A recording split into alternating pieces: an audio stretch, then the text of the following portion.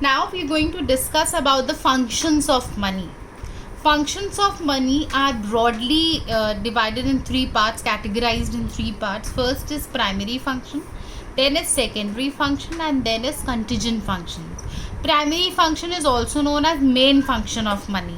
Secondary functions are subsidiary or derivative functions. Now, we will start first with primary functions. Primary functions are medium of exchange and measure of value.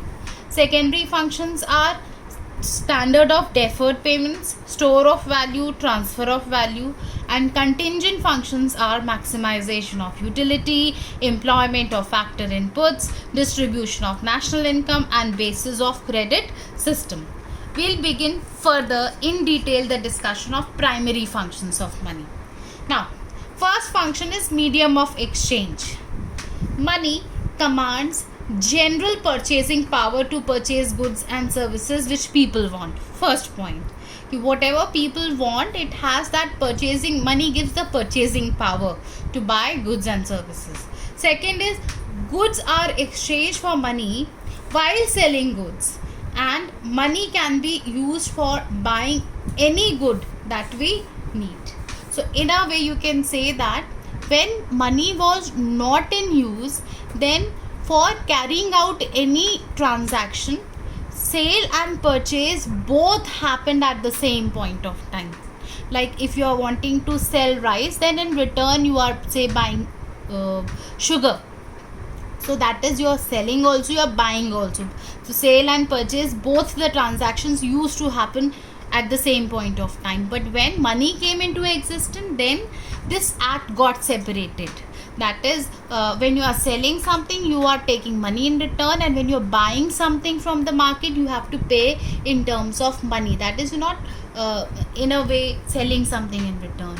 So these two acts got separated. Sale and purchase act got separated with the you can say evolution of money. Then the use of money as a common medium of exchange has facilitated exchange greatly. It has removed the inconvenience and inefficiency, or you can say various shortcomings of barter system. I hope this is clear. Next function of money is measure of value, or you can say unit of account. Just as we use kg in measuring weight, similarly for measuring any value of commodity, we take money as a unit of account. When we express the value of a commodity in terms of money, it is known as price. So it's basically the price which is the common measure of a value. Price is nothing but the unit of money, that is rupees in our country. It has simplified the problem of measuring the exchange values of commodities. Say for example, you are exchanging if 1 kg wheat is 500 rupees and 1 kg rice is 250 rupees, then how many you can say kgs of rice is equals to how many kgs of wheat, that is very easily calculated. So it is all because of this function of money, measure of value. I hope I'm clear. Next is secondary functions. The first function is standard of deferred payment, one of the very important functions. Standard of deferred payment. Now I already told you deferred payments are future payments or contractual payments. Acting as a deferred payment standard, it means that a payment to be made in future can be stated in money terms. It is an extension of medium of exchange. In the case of medium of exchange, at that point of time, money is exchanged. But as a standard of deferred payment, say for example, I am employing 2 farmers on a given piece of land, and I promise to pay them rupees 1000 at the end of every month if they work on my land, irrigate it, and various other work they carry on my land. So it's basically deferred payment, future payment. I'm taking their work first and I'm promising to pay them later on. So a large number of transactions involve payments in future. For example, interest, rent, salaries, pensions, loans, etc. expressing these contractual payments in terms of commodities would have been very inconvenient and indefinite. So it has led to the, like, this function has really been helpful in carrying on any future commitments or future payments. So this is one of the functions of money which is responsible for the creation of financial institutions also. If I talk about bank, if I talk about any other financial institution, so they are basically involving future or contractual payments. Next is very easy, store of value, which is also known as asset function of money. Money as a store of value means that money can be used to transfer purchasing power from present to future. It provides security to the individuals to meet the contingencies, unpredictable emergencies, and pay future debts. So if you are storing money, it is same way you will get, say for example, if you're storing 10,000 rupees in your locker, so after 10 years also, or after 1 year also, it's going to be the same amount as you have kept. So it is a security to the individuals.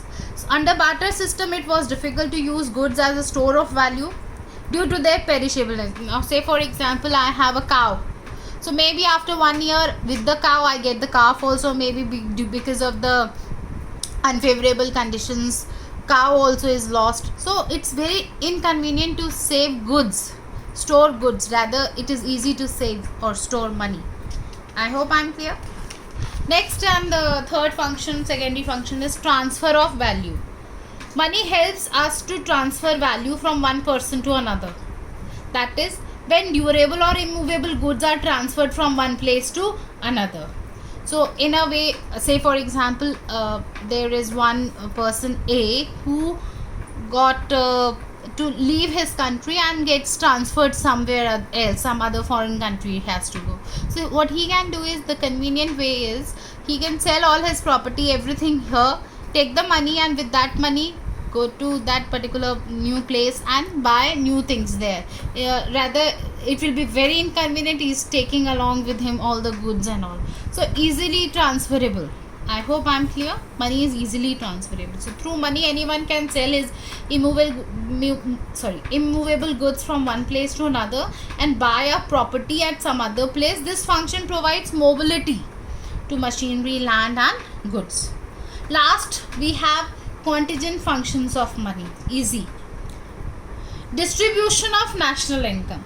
Money helps in optimum distribution of national income among different factors of production. What are the factors of production? Land, labor, capital and enterprise. Money helps in the distribution of national product, that is the national income, in the form of rent, wages, interest and profits, which are expressed in terms of money. So contingent basically means, you can say, very important emergent functions of money.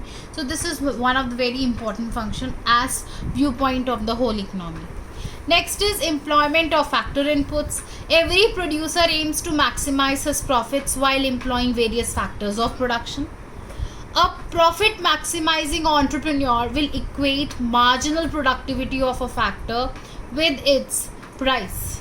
So when a marginal product is equal to its price and all, profit is maximized, then in a way profit is all expressed in terms of money, price is all expressed in terms of money. So this is what is important even in production. Since the rates of remuneration such as wage rate are all expressed in money, it is the money which helps the producers to arrive at the decisions with regard to the number of units or factors of productions to be employed.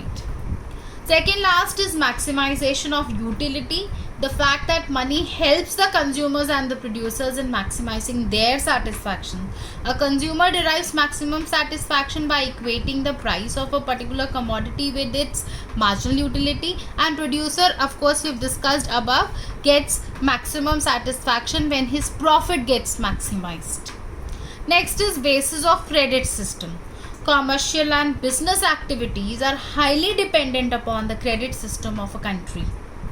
Without the existence of money, importance of credit instruments like checks, bills of exchange, etc. cannot be used. So these are various functions of money in which it proves to be very important in our day-to-day life.